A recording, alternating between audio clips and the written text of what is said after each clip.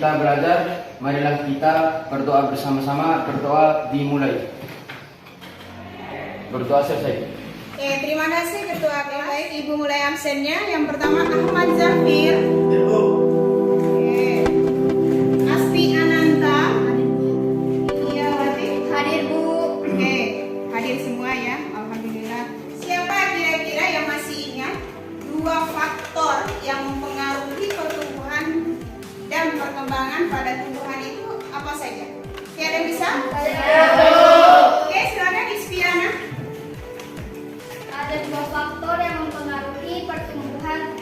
Yang pertama, faktor eksternal yang disebut dengan faktor luar, dan yang kedua ada faktor internal yang dikenal dengan faktor dalam.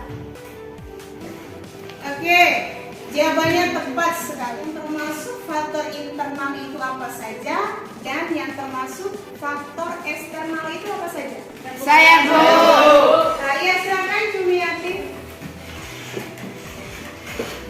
Faktor internal terdiri dari gen dan hormon, sedangkan faktor eksternal meliputi nutrien, air, cahaya, suhu, kelembapan, oksigen, pH medium, dan kadar garam. Oke, jawabannya tepat sekali. Kasih aplaus untuk teman-teman. Siapa yang bisa memberikan gambaran bagaimana kedua faktor antara faktor eksternal dan internal itu berpengaruh terhadap pertumbuhan tumbuhan. Oke, siapa ya? Ya, silakan Fitra. Pertumbuhan dan perkembangan pada tanaman diawali dengan perkecambahan. Pada proses ini terjadi imbibiasi atau penyerapan air oleh biji. Air masuk mengaktifkan embrio untuk melepaskan hormon giberellin atau GA. GA mendorong eleurin atau lapisan tipis bagian luar endosperma untuk mensintesis dan mengeluarkan enzim. Enzim bekerja menghidrolisis cadangan makanan pati yang terdapat dalam kotiledon dan endosperma menjadi gula. Selanjutnya, gula dan zat lain diserap dari endosperma oleh kotiledon selama pertumbuhan embrio menjadi bibit tanaman. Oke, gambaran yang sangat jelas dan padat sekali yang disampaikan oleh Buta. Tujuan pembelajaran kita adalah melalui kegiatan penugasan dan diskusi kelompok, peserta didik dapat melakukan percobaan pengaruh faktor eksternal terhadap pertumbuhan tanaman dengan benar. Nah, berarti tepat ya. Hari ini kita akan melakukan praktek. Kira-kira dari gambar yang Ibu tampilkan ini, ada nggak yang bisa memberikan tanggapan? Yang saya amati pada gambar bahwa batang tanaman tidak tumbuh tegak ke atas, tetapi bengkok dan tumbuh ke arah samping. Oke, jawabannya tepat sekali. Ada yang punya tanggapan lain? Saya Bu, Oke, silakan Wahyuni.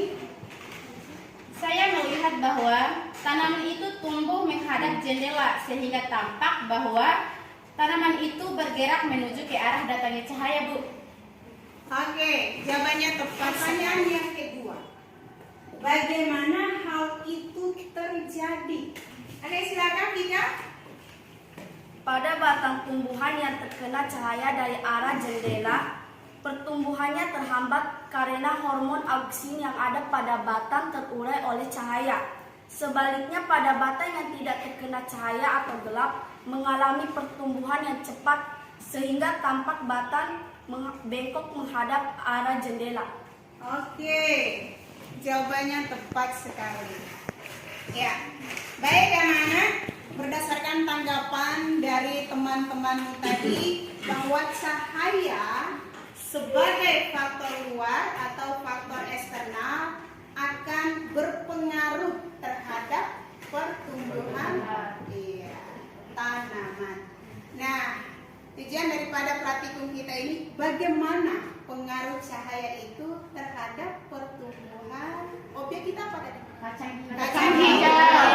Sebelum kita melakukan praktikum, nah ini kita bagi kelompok ya. Kelompoknya berdasarkan jumlah kalian yang 20-an, berarti kalau dibagi 4 kelompok masing-masing 5 sampai 6 orang. Oke.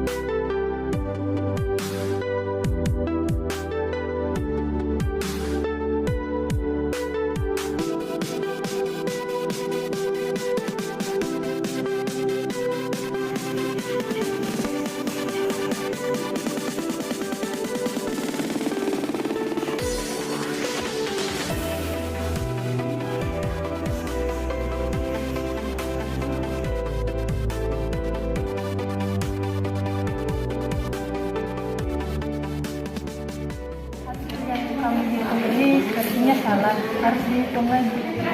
Kayaknya ada yang kamu lupakan di atasnya. Nih, bagian ini belum kamu hitung. Soalnya hasilnya tidak sama seperti yang saya hitung kemarin. Hitung dulu. Berarti kelompok 1 dulu yang wajib presentasi pertama ini. Silakan kelompok 1. Assalamualaikum warahmatullahi wabarakatuh. Waalaikumsalam warahmatullahi wabarakatuh. Masalah. Dari latar belakang tersebut dapat dirumuskan suatu masalah, yaitu yang pertama, adakah pengaruh spektrum cahaya terhadap pertumbuhan tinggi batang tanaman kacang hijau atau Vigna radiata L? Tujuan penelitian. Yang pertama, untuk mengetahui pengaruh spektrum cahaya terhadap pertumbuhan tinggi batang tanaman kacang hijau atau Vigna radiata L. Akan menyaksikan.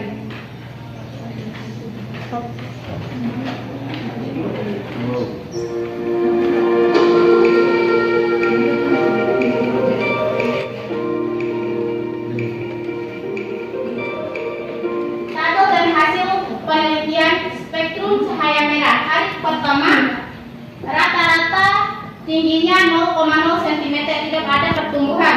Hari kedua, rata-rata pertumbuhannya 1 spektrum cahaya hijau. Hari pertama, rata-rata pertumbuhan batangnya 0,0 cm. Sama seperti cahaya spektrum cahaya merah, tidak ada pertumbuhan. Terus hari kedua, rata-rata pertumbuhannya 1,0 cm, menyerap cahaya merah, biru, violet, dan memantulkan cahaya hijau. Sedangkan klorofil B menyerap cahaya biru, oranye, dan memantulkan cahaya hijau kuning. Hal ini yang menyebabkan pigmen ini terlihat berwarna hijau. Yang ingin memberikan tanggapan atau pertanyaan dari hasil pengamatan kami tadi, kami persilahkan. Dalam rumusan masalah yang disampaikan tadi, bagaimana pengaruh spektrum cahaya terhadap pertumbuhan kacang hijau yang dilakukan dalam percobaan kelompok 1. Mungkin itu aja. Terima kasih. Baik, terima kasih atas pertanyaan. Yang pertama, spektrum cahaya berpengaruh terhadap pertumbuhan tinggi kacang hijau. Yang kedua, berdasarkan hasil percobaan yang kami lakukan, bahwa spektrum cahaya hijau dan merah memiliki pengaruh yang berbeda terhadap pertumbuhan tinggi kacang hijau. Jadi, kesimpulan dari kelompok 1, berdasarkan penelitian yang telah kami lakukan, spektrum cahaya yang paling efektif bagi pertumbuhan tanaman kacang hijau atau Vigna radiata L adalah spektrum merah. Lebih dan kurangnya kami mohon maaf. Wabillahi taufiq wal hidayah. Wassalamualaikum warahmatullahi wabarakatuh. Kelompok 2, sudah siap? Siap. Baik teman-teman, di sini sebelum kita melakukan data analisis kami akan menunjukkan video dan foto hasil pengamatan kami.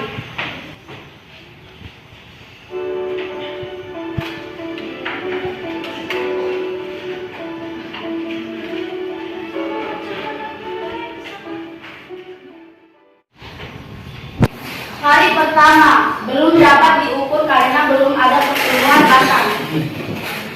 Hari kedua batang mulai tampak. Hari ketiga tinggi batang rata-rata 2-3 cm. Dan mengapa pertumbuhan tinggi batang kacang hijau pada spektrum hijau lambat? Yang pertama, klorofil A dan B sebagai pigmen utama. Fotosintesis pada kacang hijau memantulkan cahaya hijau.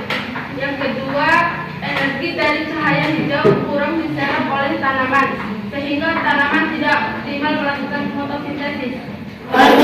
Dengan siapa satu kelompok?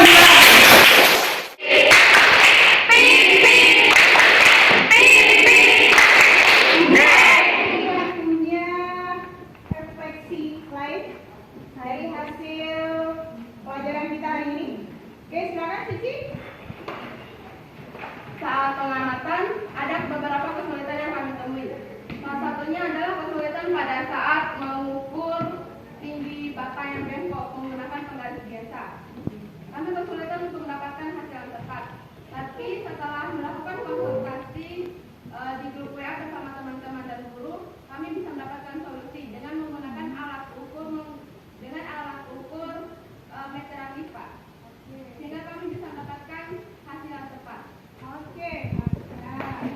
Silakan ketua kelompok wakili untuk mengumpulkan laporan hasil praktikumnya.